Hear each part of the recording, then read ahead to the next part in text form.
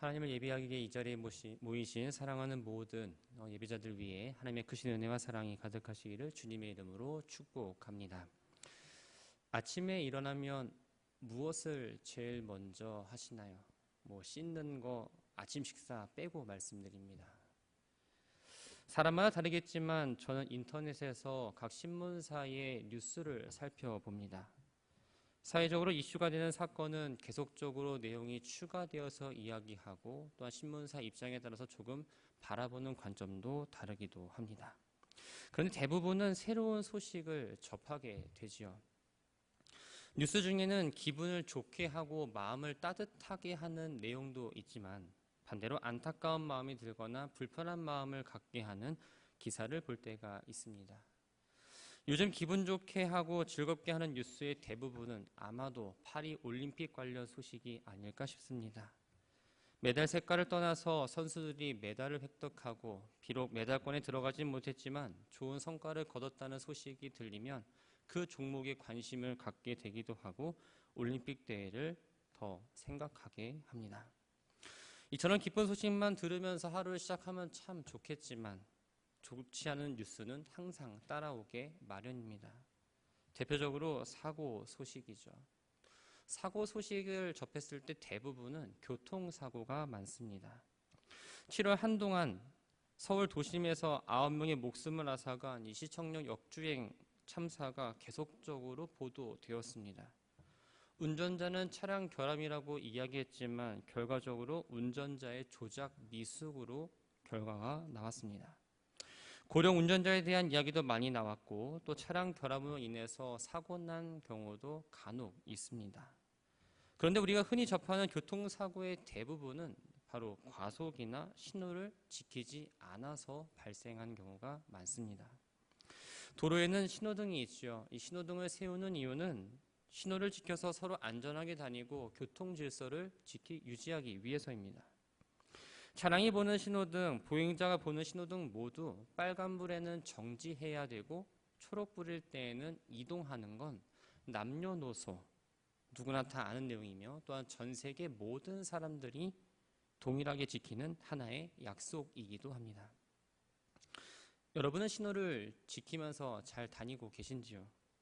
급한 마음에 혹은 기다리기 싫어서 빨간불이지만 무단횡단을 하신 적도 있을 거고 차를 가지고 다니신 분들은 주변에 차가 없으면 신호를 무시한 채 건너간 경우도 한 번쯤은 다 있으실 겁니다.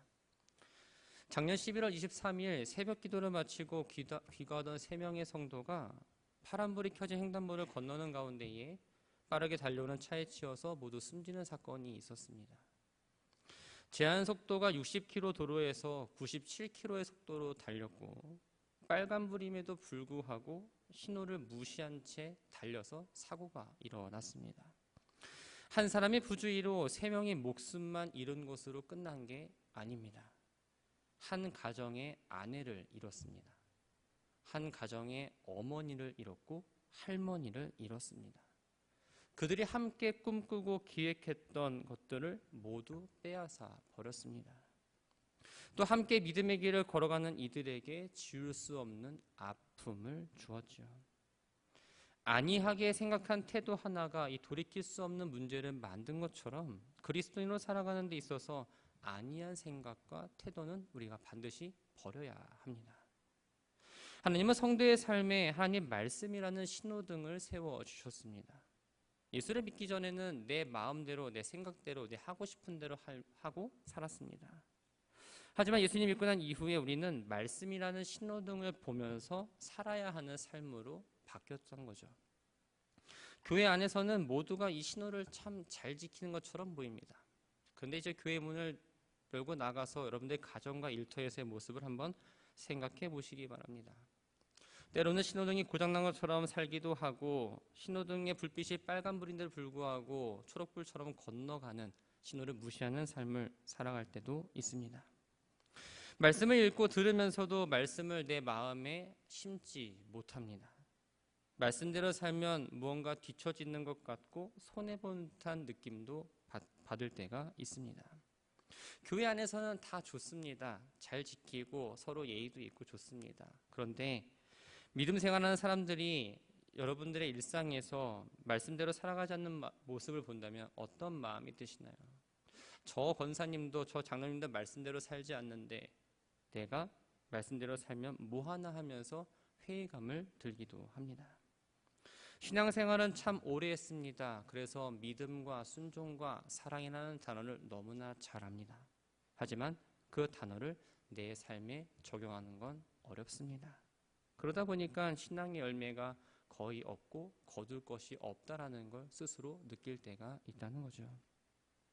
이러한 모습은 예배를 드릴 때도 나타납니다. 예배는 하나님과의 관계를 맺고 또 하나님의 임재를 경험하는 시간입니다.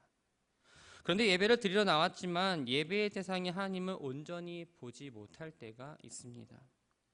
찬양을 부르면서 마음을 열고 예배를 준비해야 되는데 그저 감정에 취해서 찬양을 부를 때도 있고 기도하고 또 말씀을 듣고 하지만 머릿속에는 염려와 걱정거리가 가득 차서 이 자리가 불편함을 느낄 때도 있습니다. 오늘은 나에게 어떤 말씀을 하실까라는 기대감을 갖고 앉아있기보다는 말씀을 받을 준비가 되어 있지 않고 또 그 말씀을 평가하려 하며 듣고 싶은 말씀만 듣고 은혜 받았다라고 생각을 합니다. 이러한 마음과 자세로 예배를 드렸다면 형식적으로 자리만 채우는 꼴이 되고 의무감으로 나와 있는 것만 되지 않습니다. 우리 교회는 새벽 기도회, 또 수요 기도회, 또 속회 예배, 주일 예배 등 많은 예배가 있습니다. 이 예배를 드리면서 내 삶의 변화가 없다라고 느낀다면 내가 정말 하나님을 향한 그 믿음과 마음이 온전한지를 먼저 점검하시기 바랍니다. 그 점검하신 이후에 이 자리에 나와서 온전한 마음으로 하나님께 예배를 드려야 합니다. 바라기는 다른 사람의 시선을 의식해서 또 자기 만족을 위한 형식적인 유지하는 그런 신앙인의 모습이 아니라 하나님을 사모하고 또 하나님을 예배함이 기쁨이 되고 감격을 누리며 이 자리가 너무나 앉고 싶고 기대되는 그런 예배의 감격을 누리는 장소가 되기를 주님의 이름으로 부탁을 드립니다. 오늘 본문은 형식적인 모습에 대한 하나님의 징계를 보여주고 있습니다. 사무엘상 1장부터 3장까지의 말씀을 보면 이 사무엘이 등장하는 이야기가 나옵니다. 그리고 이제 4장부터는 사무엘이 이스라엘의 지도자로서 역할을 활약하는 모습을 볼 수가 있죠. 사무엘은 선지자로 인정을 받고 있었습니다. 그러나 엘리와 그 아들인 홈리와 비느하스가 이스라엘의 제사장의 자리에 있었기 때문에 사무엘은 아직 이스라엘 전체의 어떤 의견을 결정하는 자리에는 있지 못했습니다. 그런 가운데에서 블레셋과의 전쟁이 일어납니다. 블레셋은 아브라함 시대에 처음 등장합니다. 지중해 그레데 섬에서 살던 원주민으로 에게 지역을 기반으로 살아가던 해양 민족입니다. 이 블레셋이 주전 1200년경 말에 애굽을 침공했습니다. 당시 이 애굽의 왕이었던 람세스 3세에 의해서 격퇴를 당하고 맙니다. 결국 블레셋은 가나안 땅 지중해 해안으로 건너와서 정착을 하게 되죠. 이 시기는 바로 여호수아가 이끄는 이스라엘이 가나안을 정복했을 때와 비슷한 시기입니다. 블레셋은 가나안 남서쪽 지중해변에 자리 잡고 있었는데 이 가나안 지역에 이스라엘 들어오면서 두 나라 사이에 이 지역 쟁탈전이 벌어지기 시작합니다. 블레셋은 틈만 나면 동쪽으로 이동해서 점점 더 영토를 확장하려 하고 그때마다 이스라엘과 충돌할 수밖에 없었습니다.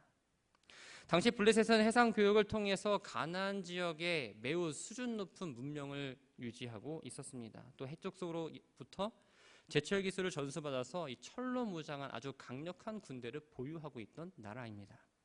반면에 이스라엘은 아직 청동기 시대를 완전히 벗어나지 못한 상태였기 때문에 블레셋에 비해서는 경제적으로 군사적으로 여러 가지 면에서 늘 부족했던 나라였죠. 블레셋은 자신들의 강력한 군사력을 바탕으로 해서 이스라엘을 완전히 지배하려고 했습니다. 삼손이 이스라엘 사사로 있을 때부터 다윗이 블레셋을 완전히 정복할 때까지 약 100년 이상의 시간 동안 이스라엘을 괴롭혀 옵니다. 이스라엘 백성은 블레셋과 전쟁하기 위해서 에벤에셀에 진을 쳤고 또 블레셋은 아벡이라는 곳에서 진을 쳤습니다. 첫 번째 전투가 시작됩니다.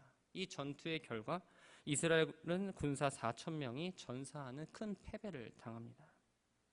성경에서 이방 민족이 이스라엘 침공하는 건 단순히 영토 확장이나 분쟁만으로는 의미하지 않습니다. 이스라엘은 어떤 민족일까요? 하나님이 선택하신 하나님의 민족입니다. 이방 나라가 이스라엘 침공하려면 하나님의 허락이 없이는 불가능했습니다. 따라서 블레셋이 이스라엘을 침공한 건 바로 하나님의 허락에 의해서 이루어지는 일이었던 거죠. 2절을 보면 블레셋 사람들 앞에서 패하여라고 기록합니다. 블레셋에 의해서가 아니라 블레셋 앞에서라는 바를 통해서 이 전쟁은 하나님께서 자기 소견에 오른 대로 행하던 이스라엘을 심판하신 전쟁이라는 걸 우리는 알 수 있습니다. 그렇다면 왜 하나님이 블레셋을 통해서 이 전쟁을 일으키셨을까요? 바로 이스라엘의 범죄 때문이었습니다. 사무엘상 3장 1절을 보면 여호와의 말씀이 희귀하였으며 이상이 흔히 보이지 않는다라고 기록합니다. 이것은 바로 이스라엘이 하나님께 범죄한 결과였습니다. 하나님은 이스라엘이 하나님께 범죄했다고 해서 그들을 즉시 징계하지는 않으셨습니다. 3장 1절부터 4장 1절의 말씀이 있는 동안은 생각보다 시간이 꽤 흐른 상태입니다. 그런데 3장 21절과 4장 1절 전반절을 보면 이렇게 기록하고 있습니다. 여호와께서 실로에서 여호와의 말씀으로 사무엘에게 자기를 나타내시니 사무엘의 말이 온 이스라엘에 전파되었다. 하나님은 이스라엘이 범죄했음에도 불구하고 그들에게 다시 말씀을 주시기 시작했습니다. 이것은 분명 하나님의 은혜이지요.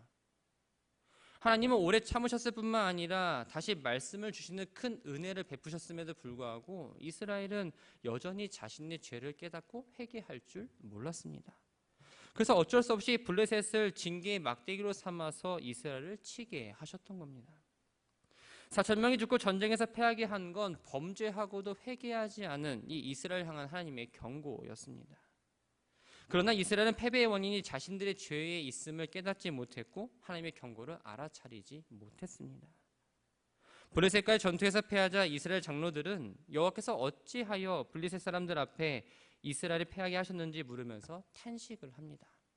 진짜 패배의 원인은 무엇일까요? 바로 엘리 제사장의 두 아들인 홈리와 비느하스 때문이었습니다. 홈리와 비느하스가 하나님의 제사를 멸시하여 하나님께 드리기 전에 제물을 강탈한 것과 이 회막문에서 수종드는 여인들과 동침한 죄로 인해서 그들이 한날 죽을 걸 예고하셨습니다. 또 하나님은 엘리 제사장이 하나님보다 아들들을 더 귀하게 여겨 그들의 범죄를 막지 못한 것에 대해서 책임을 물어 그 가문에 저주를 내릴 것이고 홈리와 비느하스의 죽음이 바로 그 죽음이 표징이 될 거라고 말씀을 하셨습니다. 가나안 정복 전쟁 때 아이 성은 여리고 성에 비해서 매우 작은 성입니다. 여리고 성을 점령하고 나서 그 승리에 도취해 있던 이스라엘은 아이 성을 공격할 때 하나님께 어떻게 공격할까라고 물어보지 않았습니다. 이스라엘은 이것이 죄인 줄 몰랐습니다. 결국 결과가 어떻게 되었죠? 그 아이 성 전투에서 패배하고 맙니다. 이 패배 역시 이스라엘 향한 하나님의 경고였습니다. 그런데 중요한 건 이 1차 패배 이후에 여호수아의 모습입니다. 여호수아는 패배 이후에 즉시 하나님께 엎드려서 무엇이 문제인지 물었고 하나님께 응답받아 그들 가운데 있던 죄를 회개합니다.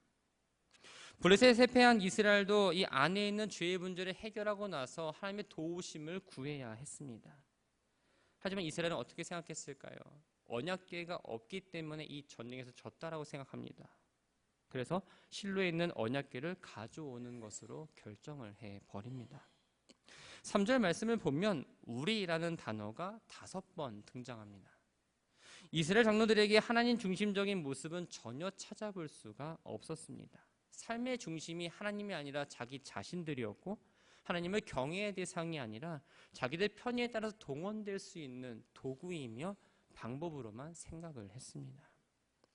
하나님은 이스라엘 백성들에게 우상을 만들지 말라는 계명을 돌판에 새겨주셨고 하나님의 언약궤에 넣어서 하나님의 임재를 상징하도록 하셨습니다. 즉 언약궤는 하나님의 임재를 상징할 뿐이지 하나님은 아니었던 겁니다. 하나님은 언약궤에 묶여 계시는 분도 아닙니다. 하지만 이스라엘 백성은 이 언약궤 자체를 하나님이라 여겼고 이 언약궤만 있으면 자동적으로 하나님이 승리를 주실 거라는 생각을 했습니다. 이들 스스로는 하나님을 신뢰한 것처럼 보였지만 실상 하나님을 모독하는 행위였고 이 언약궤를 우상으로 전락시켜버린 행동이었습니다. 과거 출애굽 역사에서 이 이스라엘 중심은 언제나 언약궤입니다. 언약궤를 앞세워 나갈 때 이스라엘은 막강한 적들을 물리쳤습니다. 강을 마른 땅처럼 건너는 체험을 하기도 했습니다. 그러나 이런 역사는 언약궤 자체만으로 이루어진 결과가 아닙니다.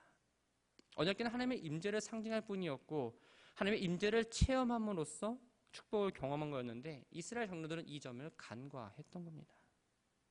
사랑하는 성도 여러분, 여러분들이 부르고 여러분들이 믿는 하나님은 어떤 존재입니까? 정말로 인생의 주인 되십니까?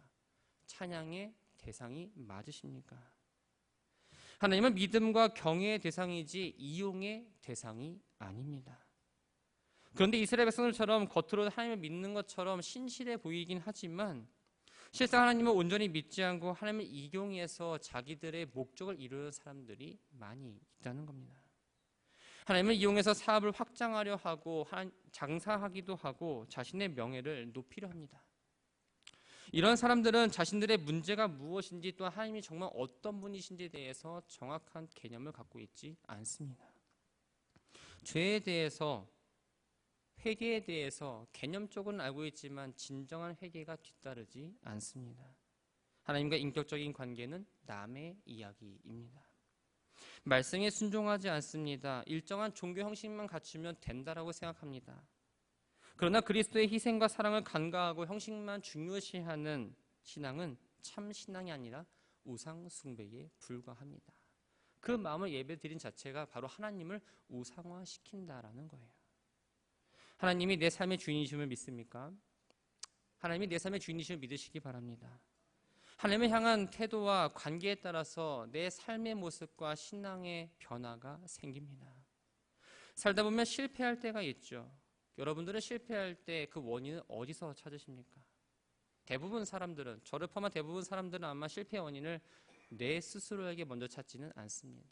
저 사람이 갖고 있기 때문에, 나보다 좋은 환경이기 때문에, 나는 없기 때문에 하면서 외적인 요인을 실패의 원인으로 삼으며 자기의 잘못을 합리화하기 시작합니다. 그러나 그것은 진짜 말 그대로 자기 합리화이며 자기 죄를 회개하지 않으려는 변명에 불과합니다. 성공하고 실패하는 것, 모든 것은 다 하나님의 손에 달려 있습니다. 내가 실패를 맛보았다면, 혹 내가 어려움 가운데 부딪혔다면 조용히 하나님 앞에 먼저 엎드리시기 바랍니다. 하나님께 그 원인이 무엇인지 깨닫게 해달라고 간절하게 기도해 보시기 바랍니다.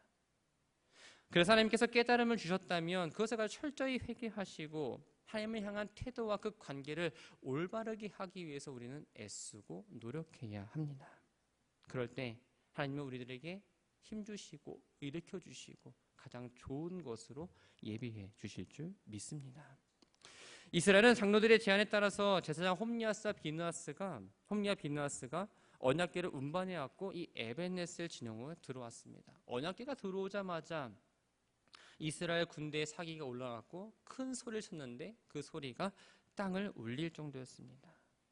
전쟁에서는 군사들의 이 사기가 매우 중요합니다. 여기까지만 보면 언약궤를 가지고자 하는 이 장로들의 생각이 적절한 것처럼 보입니다. 그런데 사실 껍데기만 그럴 때 보일 뿐 진정한 신앙이 없고 헛된 열정뿐이었습니다. 이스라엘이 땅에 울릴 정도로 크게 외치는 소리를 들은 이 블레 사람들은 언약궤가 이스라엘에 도착했다는 걸 알고 두려워하기 시작합니다. 과거 출애굽 역사에서 이스라엘을 위해 싸우신 하나님을 알았기 때문에 하나님을 상대해야 한다는 그 생각에 두려움을 떨었던 거죠. 그동안 전쟁에서 이겨왔지만 이제 언약궤가 이스라엘 진영에 왔으니 이제는 패할지도 모른다는 생각도 있었습니다. 하지만 이스라엘은 어땠을까요? 하나님을 향한 경외심도 없었습니다. 하나님에 대한 그 기억도 지금 없습니다. 적들은 두려워했지만 이스라엘은 그저 자신의 목적을 위해서 언약궤를 이용할 뿐이었습니다. 지금 우리들의 삶의 모습은 어떻습니까? 하나님에 대한 존경과 하나님을 향한 두려운 마음이 있으십니까? 하나님을 경외하는 마음이 사라진 이 가벼움이 예배를 비롯한 모든 신앙생활과 우리의 삶에 이미 퍼져 있습니다. 이렇게 된 원인은 하나님이 우리와 함께 하셨고 하나님의 역사를 어떻게 이루어 나간지에 대한 그 기억을 상실해 버렸기 때문입니다.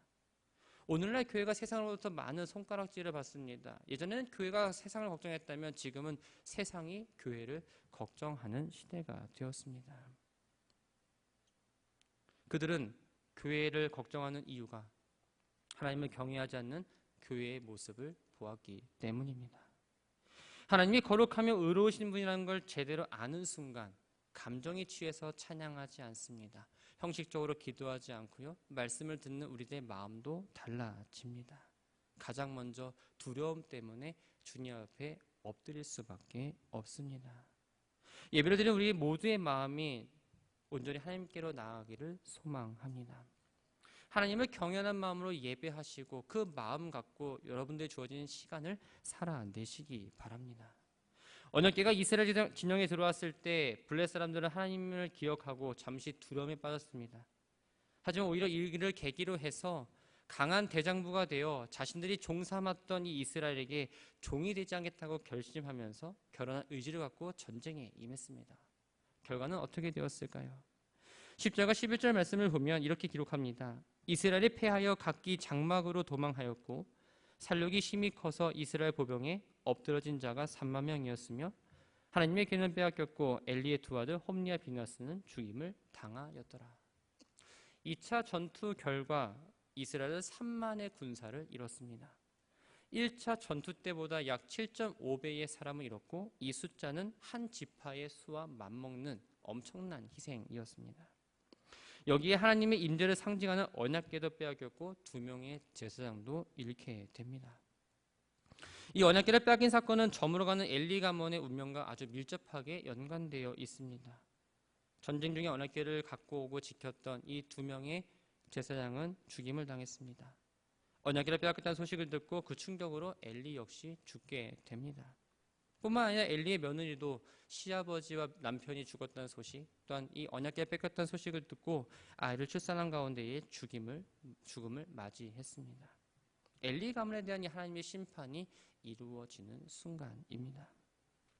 하나님의 거룩한 임재를 상징하는 언약궤와 중보자인 제사장이라는 종교적 형식을 다 갖추었음에도 불구하고 회개와 믿음 또한 순종이 없었기 때문에 하나님께서 이스라엘과 함께하지 않으셨습니다. 하나님은 거룩하신 하나님입니다. 그래서 우리에게 내가 거룩하니 너희도 거룩하라 라고 명령하셨습니다. 거룩하신 하나님은 회개하지 않는 자의 형식적인 종교 행위를 받지 않으십니다. 눈에 보이는 형식만 남아있고 중심에 참 신앙이 없는 이 상황 속에서는 하나님을 온전하게 바라볼 수 없습니다. 하나님을 바라볼 수 없으니 하나님의 인도하심과 하나님의 도우심 역시 경험할 수 없게 됩니다. 사랑하는 믿음의 가족 여러분, 우리는 겉으로 드러나는 모습을 보고 너무나 쉽게 판단하고 생각하는데 익숙합니다.